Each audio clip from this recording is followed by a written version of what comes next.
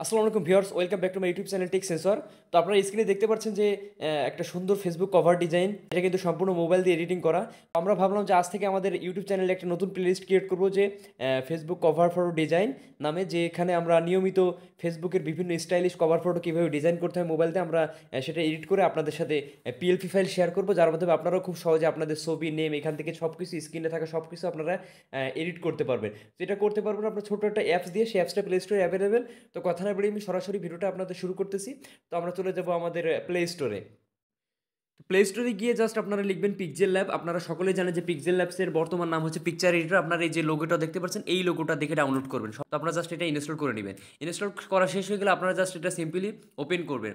Open করলে এরকম interface show করবে। এখান থেকে থ্রি ডট মেনু থেকে আপনারা ওপেন পিএলপি ফাইলে ক্লিক করবেন। এখান থেকে কী করবেন, উপরে এই যে PLP file, dot PLP file, এই ডট পিএলপি ফাইলে ক্লিক করবেন। ক্লিক করলে আপনার গ্যালারিতে আপনি যেখানে ডাউনলোড দিয়েছেন, অর্থাৎ এখন আপনাদের বললেই যে আপনার পিএলপি ফাইলটা কোথায় পাবেন। পিএলপি ফাইলটা দেখুন আমি ভিডিও ডিসক্রিপশন বক্সে দিয়ে দিচ্ছি, আপনারা সেই লিঙ্কে ক্লিক করে ডাউনলোড করে নেবেন। ডাউনলোড করে যে ফোল্ডারে ডাউনলোড করবেন সেখানেই পেয়ে যাবেন। এই যে কোন ফোল্ডারে ডাউনলোড করা আছে আমি সেই ফোল্ডার থেকে এটা ওপেন করে নিচ্ছি। এই যে পিক্সেল ল্যাব, এখানে Facebook cover photo design on, এটা ক্লিক করে ওপেন অ্যান্ড অ্যাডে আপনারা ক্লিক করে দিবেন।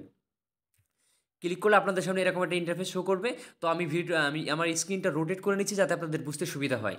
তো দেখতে পেলেন আমাদের স্ক্রিনে এই যে ফটোটা দেখতে পাচ্ছেন, আপনারা কীভাবে এখানে আপনার ফটো লাগবেন সম্পূর্ণ ভিডিওটা মনোযোগ দিয়ে দেখবেন, তারপর আপনার কাজ করবেন।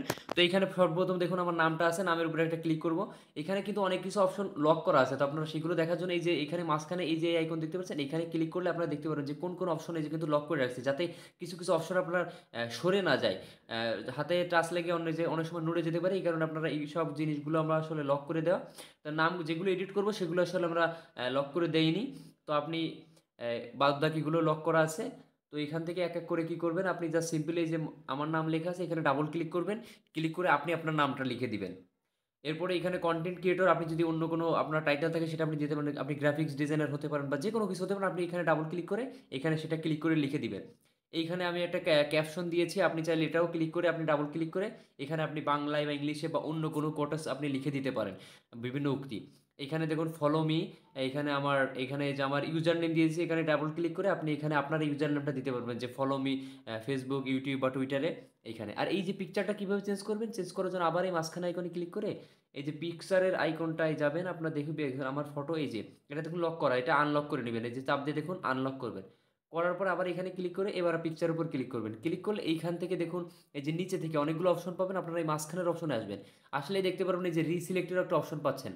এই পিকচার উপর ক্লিক করার পরে মাঝখানে ক্লিক করলে আপনার এই যে রিসিলেক্টের অপশন পাবেন। রিসিলেক্টে ক্লিক করলে আপনার গ্যালারিতে থাকা সকল ফটো এখানে শো করবে।